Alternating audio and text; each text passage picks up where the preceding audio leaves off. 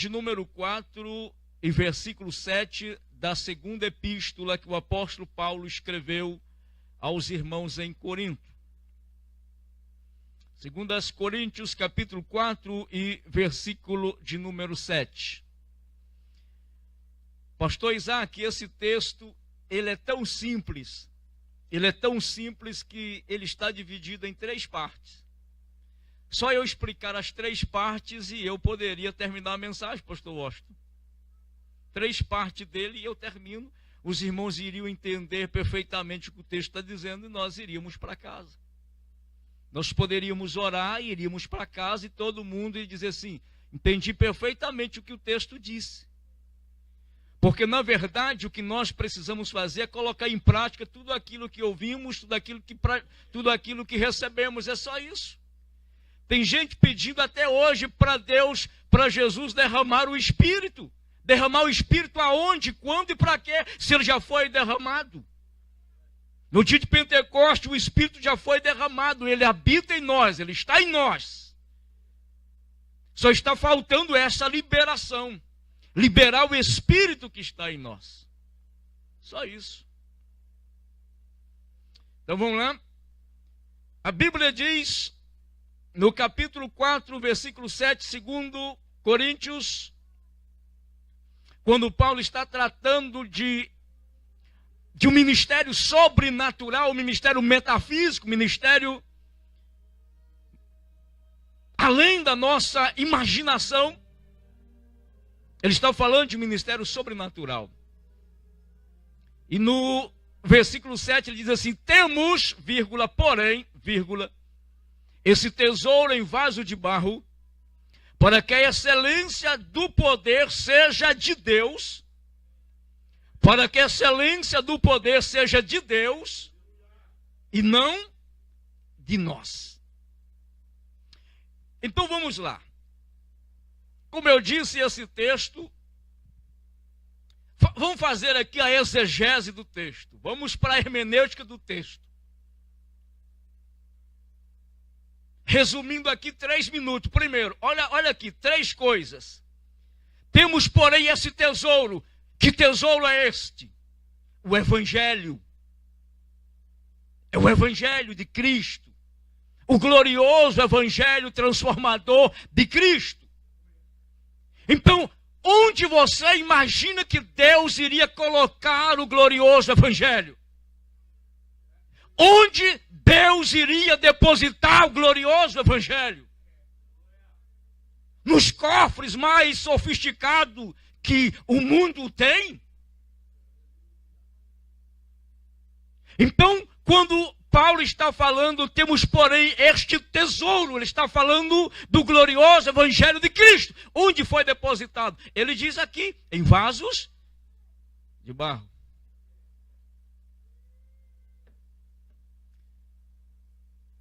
Então esse glorioso Evangelho foi depositado em vasos de barro.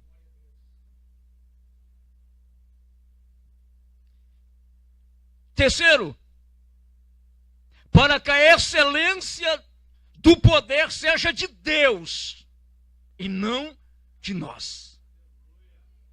Ou seja, nenhum vaso frágil poderia arrogar para si o direito desse poder.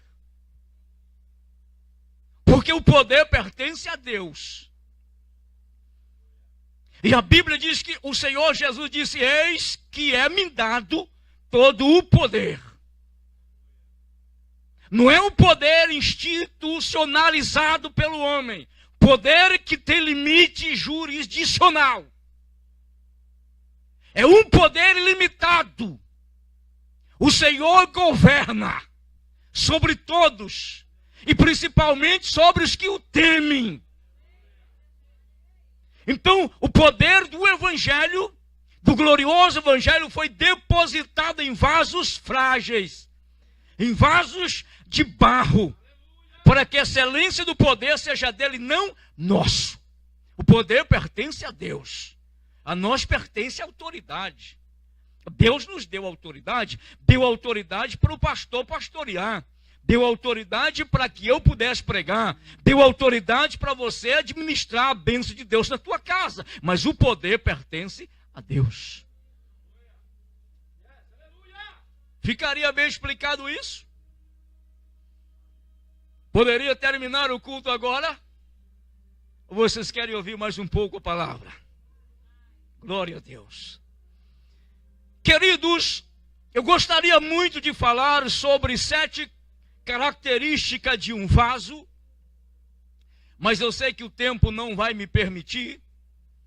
Mas eu quero falar então algumas coisas, alguns elementos que o vaso tem que o caracteriza como vaso.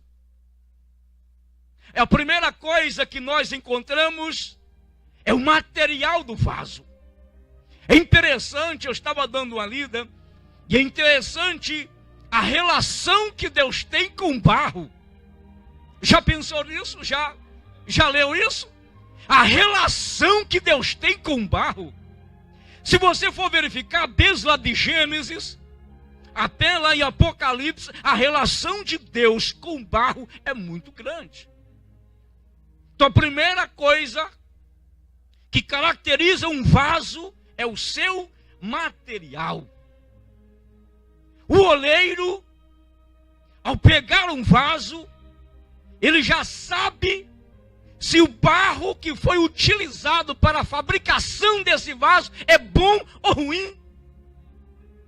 Porque, queridos, existem aproximadamente 200 tipos de argilas, 200 tipos de barro, e somente 8 serve para fazer vaso. Percebe aí a relação que Deus tem com o barro? 200 tipos de argila, 200 tipos de barro, e somente 8 servem para fazer vaso. Mas então vamos na Bíblia, e nós vamos encontrar a relação que Deus tem com o barro. No capítulo 2, e versículo 7 de Gênesis, a Bíblia vai dizer assim: e formou o Senhor Deus o homem do pó da terra, e assoprou nas suas narinas, e o homem tornou-se alma vivente. Percebe aqui a relação? E formou o Senhor Deus o homem do pó da terra. Ou seja, Deus utilizou de pequenas partículas do solo, em linguagem simples. Deus utilizou-se de pequenas porções de argila, de pequenas porções de barro. E Deus trabalhou, e Deus fez aquele boneco de barro, frágil. Você não fica curioso em querer saber por que Deus usou o barro? Poderia usar outra coisa. Deus usou exatamente o barro. Isso aqui é tão profundo, irmão, que se você for pegar as palavras hebraicas para barro e homem, elas são idênticas. Se você for lá para 1 Coríntios capítulo 15, versículo 47, lá está dizendo: o primeiro homem feito do pó é barro, é terra, é argila. Então a relação entre o homem e o pó e o barro é semelhante. Então o Senhor Deus criou, o Senhor Deus, melhor dizendo, formou o homem do pó da terra. E desde lá percebe-se a excelência do poder de Deus.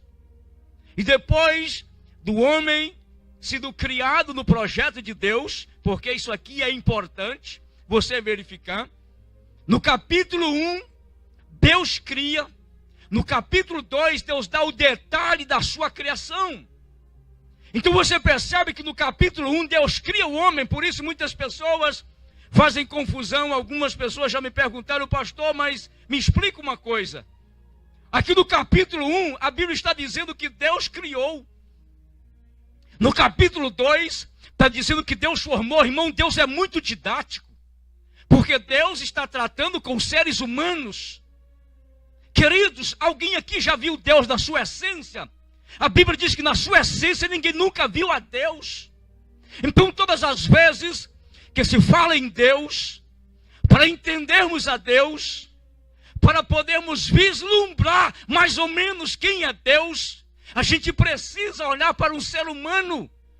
Mas Deus não tem aparência física, porque Deus é espírito. Mas o que Deus faz? Deus usa coisas terrenas, coisas humanas, coisas do dia a dia, para provar, para mostrar a sua existência, a sua grandeza, o seu poder, a sua excelência. E mais uma vez, você está percebendo aqui? Raciocine comigo mais uma vez. Deus trabalha com barro. Deus faz um boneco. E o que Deus faz? Eu tenho que procurar entrar nessa dimensão chamada de figura de linguagem, ou uma figura retórica de Deus, para entendermos, para compreendermos, chamado de antropomorfismo, que é você atribuir membros, o antropopatismo, sentimentos a Deus, para poder entendermos a Deus. E parece que Deus está ali, quando Deus termina de criar o homem do pó da terra, quando Deus termina de fazer o homem da argila, o homem está lá, deitado ali. Isso é imaginação nossa. A gente começa a imaginar, a gente volta lá ao tempo de crianças, a gente não conseguir entrar nisso aqui, você não tem ideia do que é Deus. Agora pense comigo, Deus trabalhando. Pastor Osto cantou aqui, eu vou chegar lá daqui a pouco, sobre a forma como aquele oleiro trabalhava naquele vaso lá na olaria. E Deus trabalhando, porque na sua mente, no seu projeto, o homem já havia sido criado. Deus já sabia. Irmão, deixa eu te dizer uma coisa. O homem não é o projeto falido de Deus. Deus não tem plano B na sua obra. Porque Deus não erra em cálculo. Deus não erra em projeto. Deus não erra em plano. Ele sabia, porque ele ia fazer o homem do barro. O homem iria ser frágil. Então ele faz. Ele faz.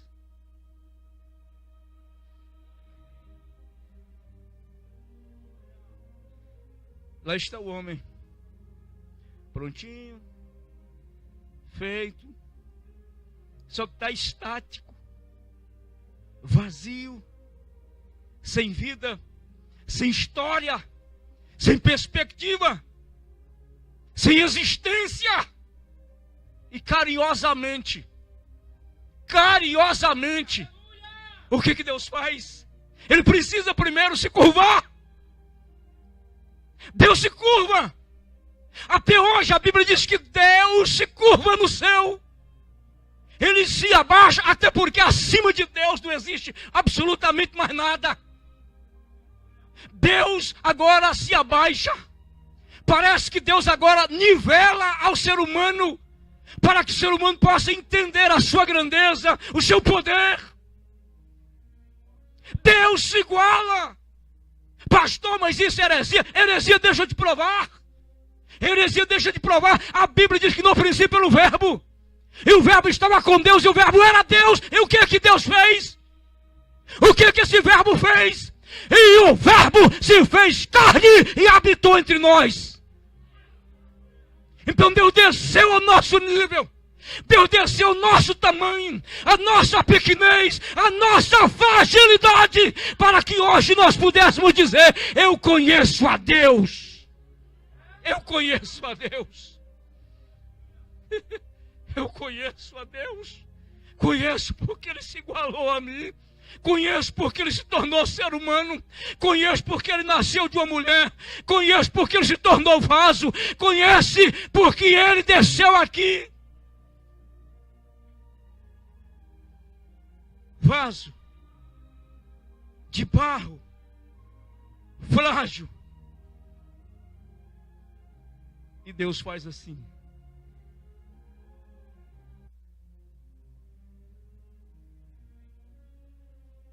Deus se abaixa, porque o homem estava morto. O homem estava caído, sem existência, sem história. E Deus se curva. E Deus vai lá na narina. E parece que eu vejo Deus olhando para quem vai dizendo assim: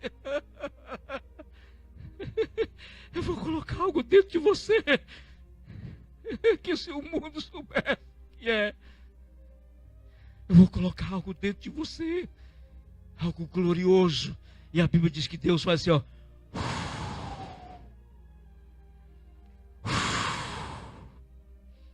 assoprou nas suas narinas, e a Bíblia diz que o vaso, o homem levanta e torna-se alma vivente. O vaso de Deus, aleluia. Você está aqui essa noite, quando pode levantar a mão para dar um brado de vitória, para glorificar o nome do Senhor.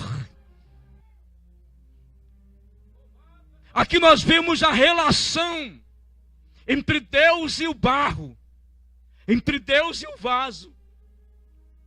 Eu já citei o texto de 1 Coríntios 15:47, que o primeiro homem feito do barro, feito do pó, é barro, é vaso. Está lá o apóstolo Paulo falando isso. E quando você vai lá para Jeremias capítulo 18, pastor Washington cantou, eu falei, pastor Washington pregou tudo que eu vou pregar. E quando nós vamos lá para Jeremias capítulo 8, o que nós encontramos lá?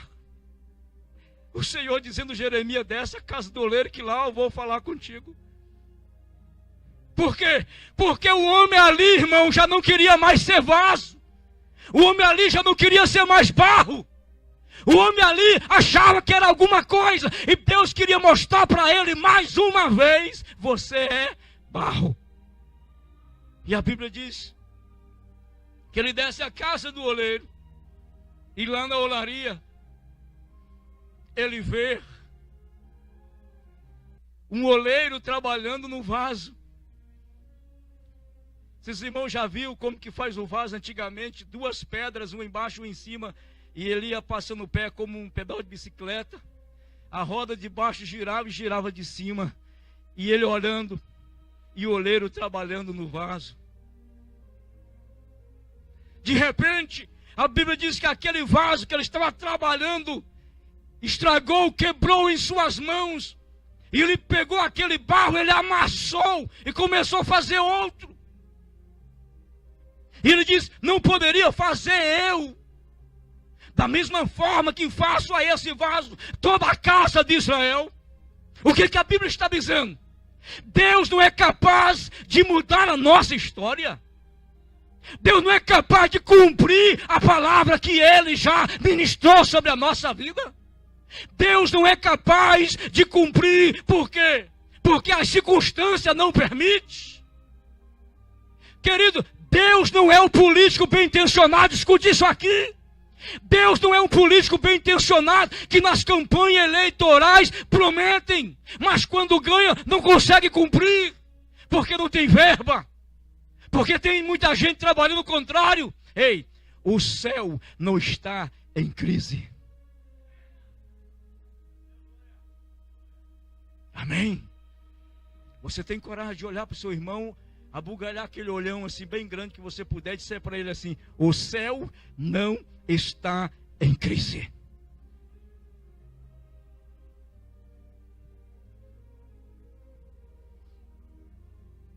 Percebeu ali Deus trabalhando outra vez com barro?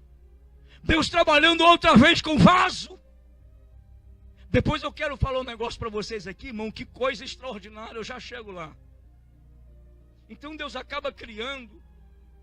O corpo humano, irmão, é a maior manifestação artística de Deus. Sabia disso? O corpo humano é a maior manifestação artística de Deus. O sujeito pode pintar lá as praias mais bonitas do Caribe.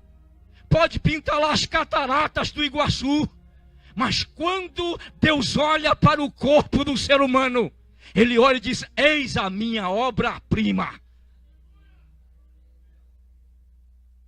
Isso é tão verídico, isso é tão real, isso é tão verdadeiro, irmão. Olha aqui, ó. Quando Deus fez, me acompanha aqui. Quando Deus fez separação entre dia e noite, Deus disse Tov. Tov significa bom. Quando Deus faz porção seca e porção molhada, Deus diz Tov, bom. Quando Deus coloca um grande luminar para clarear durante o dia e um grande luminar para clarear a noite, Deus disse bom, Tov. Quando Deus cria a baleia, Ele disse bom. Quando cria o rei da selva, o leão, Ele disse bom. Quando Ele terminou de criar o homem, Ele olhou, parou, analisou, amou, tocou, acariciou e disse: é coroa da minha criação, este é muito bom. Glória a Deus. E quanto mais você pensa nisso, mais você percebe que é vaso, mais você percebe que é barro, mais você percebe que você depende de Deus. Então a gente percebe a relação de Deus primeiro, o material. Primeira coisa que caracteriza um vaso é o material. Primeira coisa.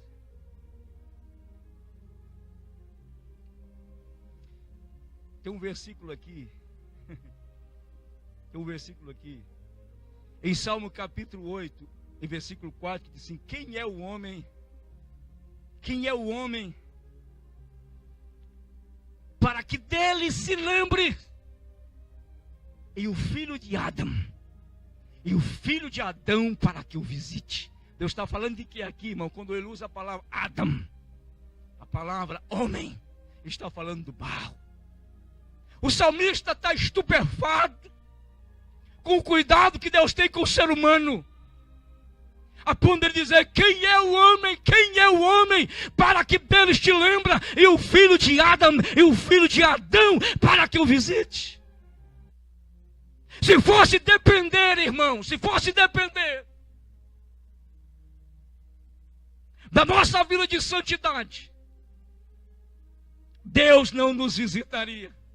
Mas a sua grandeza, a sua bondade é tão grande que todos os dias Deus nos visita. Visita com proteção, visita com bondade. Olha o que o Espírito colocou no meu coração aqui. Olha aqui, olha você ver que coisa linda. Olha que coisa linda. Tem pessoas aqui que no ano passado disse: nunca mais eu volto naquela igreja. E hoje você está dizendo: olha, faz um ano que eu disse isso e eu estou aqui ainda. Revelação pura de Deus, irmão. Isso aqui é a manifestação do ministério profético no Antigo Testamento na minha vida, para a tua vida. Mas por que você está aqui hoje ainda? É porque, embora você seja um vaso de barro frágil, Deus colocou a excelência do seu poder aí dentro.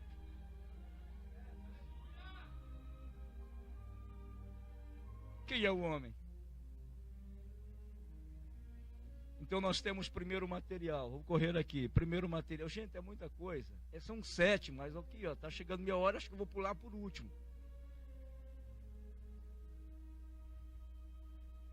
Eu gostaria de ter tempo. Não, pode ficar tranquilo, o negócio ia ficar bom, mas eu não tenho tempo mesmo. Isso aqui é mensagem para as 3 noites. Isso aqui é abertura. A segunda coisa que caracteriza o vaso é a sua abertura. Você já viu algum vaso sem abertura? Aqui, ó. A segunda coisa que caracteriza o vaso é a sua abertura. É claro que eu estou usando um vaso que não é o que eu gostaria de usar, não é aquele que a Bíblia está falando. Esse aqui especificamente não é. O formato dele não é. Mas eu estou usando ele. A sua abertura. Mas o interessante é o seguinte, veja o que diz o Salmo 81, versículo 10. Eu sou o Eterno, o teu Deus, que te tirei da terra do Egito, vírgula. Ele diz: abra bem a tua boca, que eu te encherei.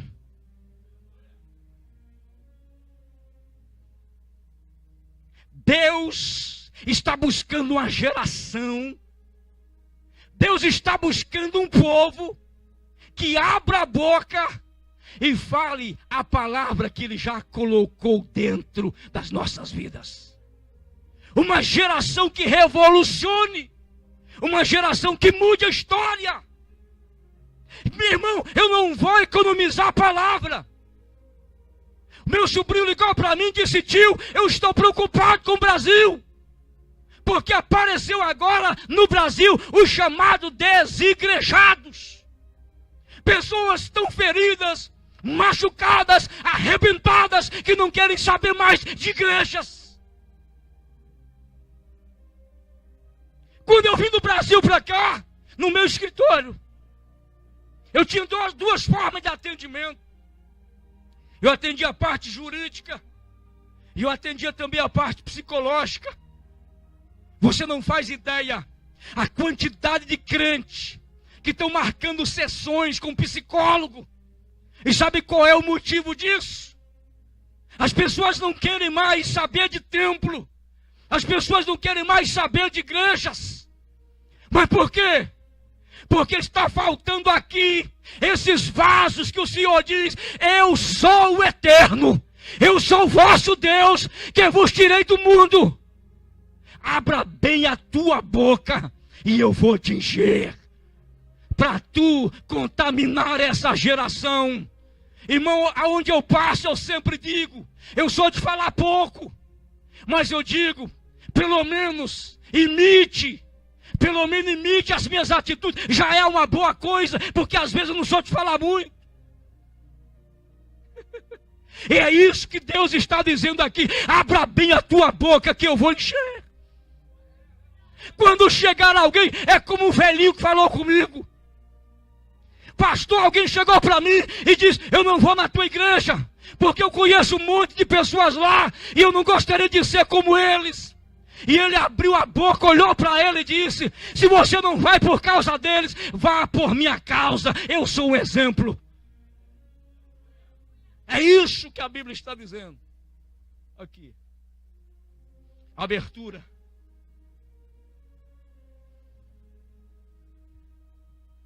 E em João capítulo 7, versículo 37 e 38, a Bíblia diz assim: e no último dia, no grande dia, o Senhor Jesus se colocou em pé. E a Bíblia diz que ele gritou. Ele diz: pastor, por que o senhor grita tanto? Aí eu sei lá porque eu grito.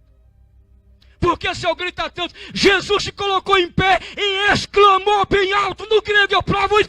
Exclamou bem alto dizendo: quem tem sede, traga o vaso com abertura. Quem tem sede, vem a mim e beba. Versículo 38, porque diz as Escrituras: aquele que crê em mim, do seu interior,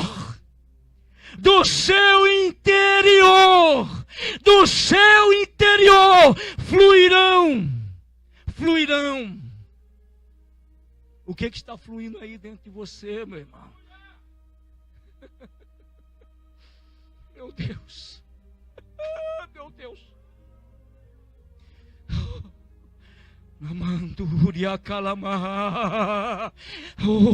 Lá onde você trabalha, o que está fluindo?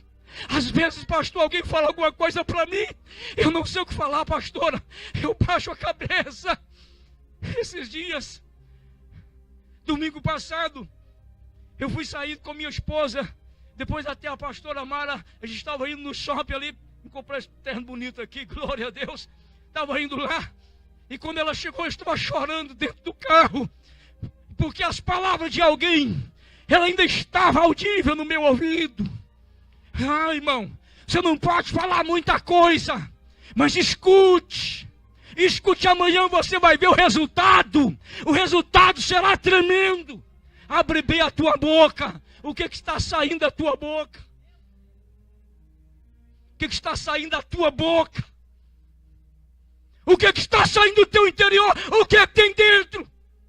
O glorioso Evangelho de Cristo depositado em vaso de barro. O que está saindo do meu interior? O que está saindo do meu interior?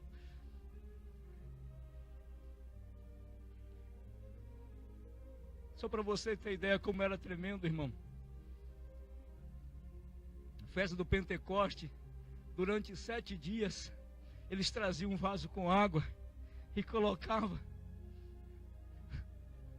do lado direito do altar. No 8º dia, tirava aquele vaso. Quando Jesus foi falar e ele não viu o vaso com água, ele diz assim: hoje não tem água, mas quem tem sede, venha a mim e beba. Quem tem vaso com abertura disposto a receber tudo que eu tenho. Aleluia! Quem tem vaso com abertura para receber tudo de Deus, tudo de Deus, tudo de Deus, tudo de Deus, tudo de Deus.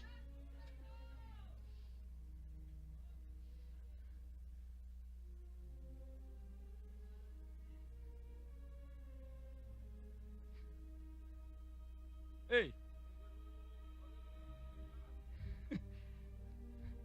Qual eram os ingredientes que colocava dentro de um vaso? Qual eram os ingredientes que colocava dentro do vaso? Azeite, vinho e água. Deus não criou vaso para plantar flores, jardim. O vaso era colocado azeite. E era o azeite que muitas vezes era transportado para o chofar, para aquele chifre de cordeiro, para consagrar sacerdotes, reis e profetas. Então ali significa unção. Vinho. Vinho é símbolo de alegria. Um bando de crente que não é alegre, que não é feliz, vive amargo, triste, depressivo. Mas nesta noite, Deus vai sarar as nossas vidas. Terceiro ingrediente era a água, irmão. A água fala de purificação. Então olha o que Deus colocou dentro das nossas vidas. Olha a relação de Deus. Para terminar esta noite, queridos. Para terminar esta noite. Material, abertura e conteúdo.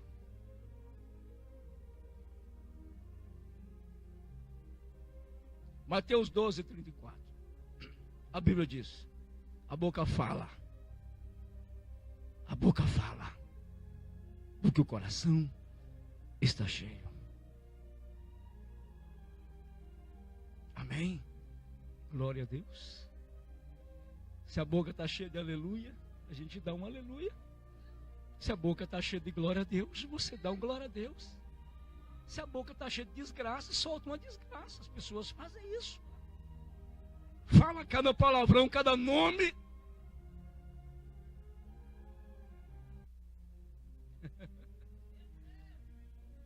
Colossenses capítulo 3, versículo 16 diz assim: habite ricamente em vós a palavra de Cristo.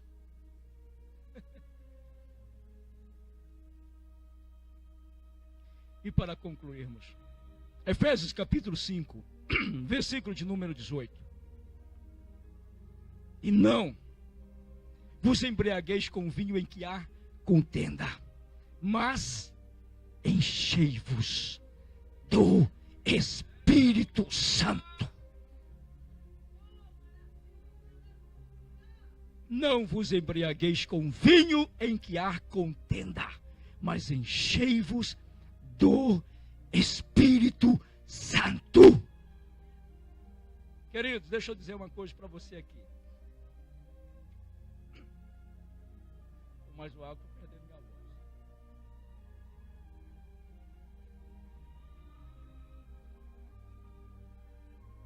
Eu era bem novo convertido.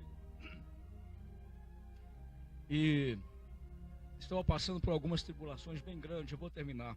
Estava passando por algumas tribulações bem grandes. Um dia eu cheguei no culto de oração, irmão. Naquela noite eu decidi que eu não ia orar. Eu estava quebrado, um jovem quebrado, ferido, machucado por algumas coisas que não compensa falar. E eu estava sentado, com os olhos fechados, eu estava muito triste. Estava dizendo: Deus, por que isso acontece com crente? Será porque o vaso é de barro? Por quê, Pai? Por quê? De repente, irmão, naquela congregação, uma congregação simples, mas de muita gente, e lá tinha uma mesa de madeira servindo como altar, assim, servindo como púlpito, e uma toalha bem grande que as bordas dela tocavam no chão. De repente, queridos, só para você ter ideia, irmão, preste atenção nisso, olha o que Deus faz, olha o que Deus coloca aqui dentro. De repente, como havia muito barulho, que os irmãos estavam orando, eu escutei assim, um barulho, irmão, na mesa. Pastor Austin, eu levantei e fiquei olhando, e vi um barulho que vinha daquela mesa. Enquanto os irmãos oravam, eu levantei, fui bem quietinho, e quando eu levantei o forro da mesa, aquela toalha da mesa, pasme vocês, tinham 5 crianças, de 3 a 5 anos de idade, 5 crianças debaixo da mesa. Parecia as crianças da igreja de Radisson. Aquelas crianças abençoadas, fervorosas, fogo puro desde o ventre da mãe. Isso é bênção de Deus, irmão. E eu levantei a toalha e eu descobri por que estava fazendo barulho. Porque tinha uma criança que estava pulando debaixo da mesa e batendo essa parte da cabeça, na parte de cima da mesa, estava fazendo barulho. Eu disse, meu Jesus, cadê os pais, cadê as mães? Meu Deus, eu já vi coisa, irmãos. E eles estão de costa, pulando e batendo a cabeça da mesa. E discretamente eu peguei aquela criança pelo colarinho da camisa, puxei-o devagarzinho. E quando eu trouxe ele para mim, ele olhou para mim, ele estava banhado de lágrima. Toda a frente da sua camisa estava molhado. E sabe o que ele estava fazendo? Ele estava chorando e falando em línguas estranhas.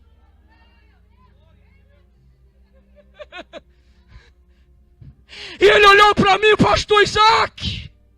Eu lembro como hoje.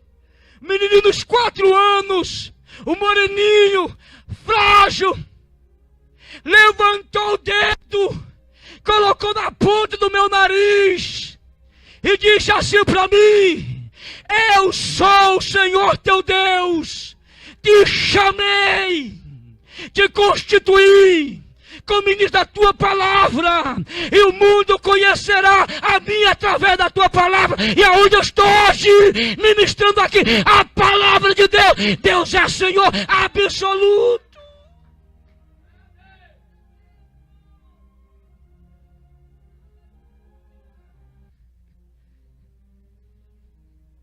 E não vos embriagueis com vinho em que há contenda, mas enchei-vos do Espírito Santo.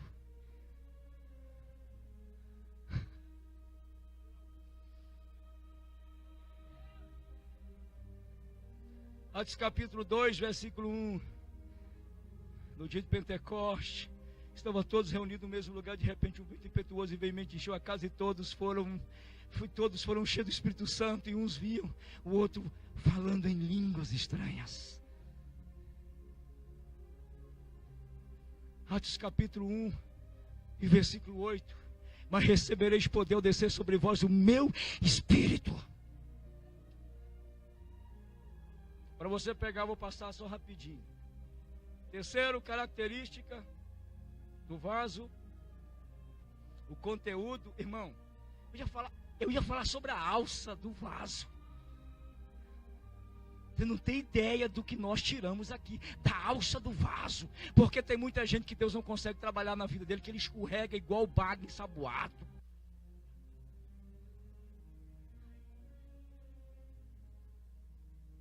O pastor não consegue trabalhar na vida dele, não consegue pastorear ele.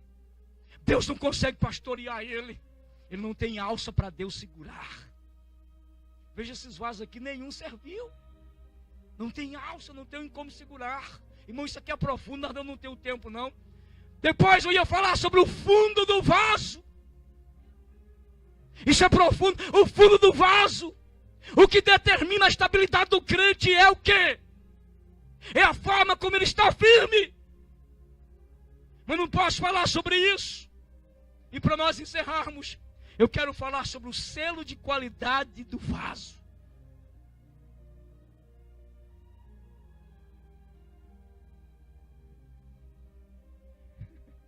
O fabricante que se preza coloca selo de qualidade nos seus produtos. Agora, por incrível que pareça, pastor Júnior, sabe aonde que é colocado o selo de qualidade num bom vaso? No fundo.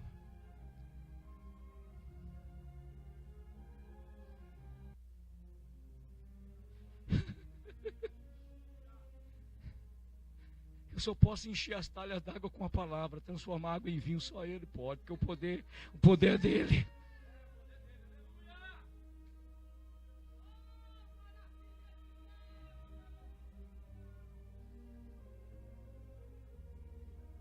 No fundo, fica o selo de qualidade. Que selo de qualidade é esse, pastor? É só você ler Efésios capítulo 1, versículo 13 e versículo 14, que você vai verificar ali. Que o Espírito Santo que foi colocado em nós é o penhor, é a garantia, é o selo da nossa salvação.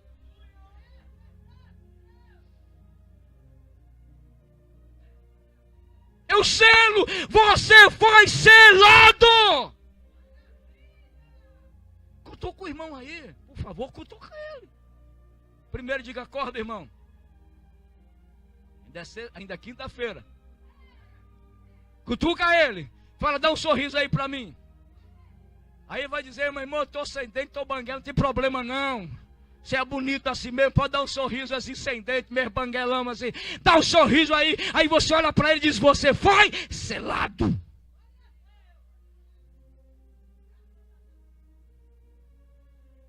Você foi selado.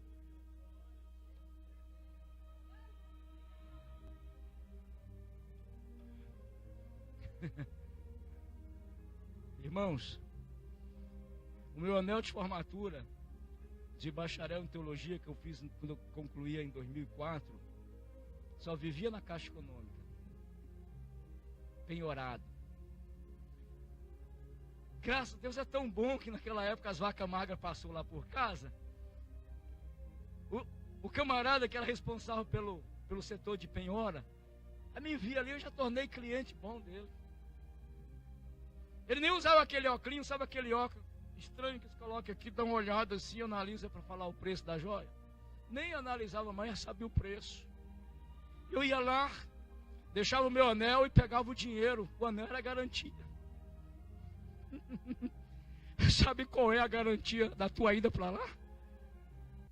Não é a tua BMW, meu irmão. Não é a tua Range Rover, não.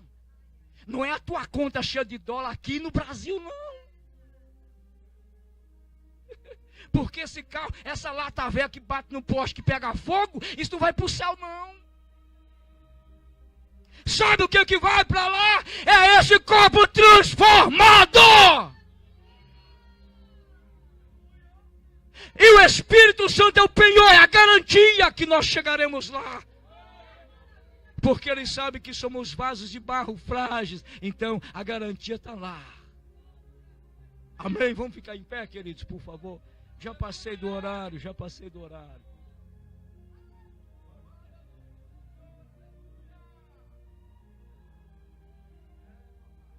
Só quero orar por você, bem rapidinho, por causa do horário. Eu não sei para quem que eu vou passar a palavra. O pastor, a pastora já pode vir para cá. Gostaria, bem rapidinho. Só coloque a mão assim, irmão. Está sentindo alguma coisa aí debaixo da sua mão? Está pulsando, né? Tá? É pulsação cardíaca, está batendo. Essa é a razão de nós estarmos vivos. O Senhor, mais uma vez, permitiu que esse vaso frágil de barro estivesse na sua casa para adorar na beleza do seu nome. Só um minuto de adoração. Já vou devolver a palavra. Um minuto para você dar um glória a Deus. Um minuto para você dar um glória a Deus. Aquele glória a Deus que estava entalado. Você estava dizendo, pastor, para um pouquinho, deixa eu dar um glória a Deus. Aquela lágrima quentinha para banhar o teu corpo, o teu rosto. Senhor, te agradecemos pelo teu poderoso evangelho colocado em vasos de barro, porque a excelência do poder é teu, Senhor, e não nosso. Nesta noite, Senhor, nós não somos qualquer barro, somos barros especiais, e o Senhor já colocou algo tremendo dentro desse vaso. Pai, em nome de Jesus, cada crente que está aqui essa noite tem consciência da sua fragilidade, mas esse poder está derramado na sua vida. Pai, em nome de Jesus, traga essa consciência para as nossas memórias, em nome de Jesus, para a glória do teu nome. Amém, queridos? Deus abençoe. Glória a Deus, irmã.